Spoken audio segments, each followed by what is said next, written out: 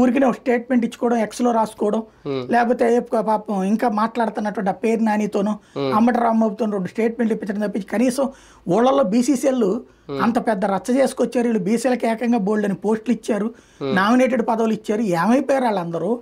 ఎక్కడా కూర్చోరు, ఎక్కడా మాట్లాడరు, ఏమీ జరగదు. అంటే తన పార్టీ మీద పట్టు లేదు అన్నటువంటి విషయం కనబడుతుంది.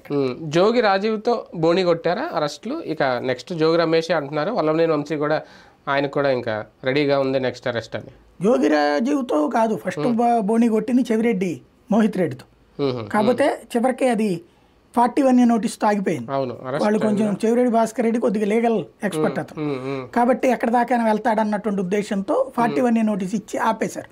ముందైతే అతన్ని ఎయిర్పోర్ట్కి వెళ్తాను బలవంతంగా పట్టుకొచ్చారు కదా, అరెస్టే అన్నారు అప్పుడు స్టార్టింగ్.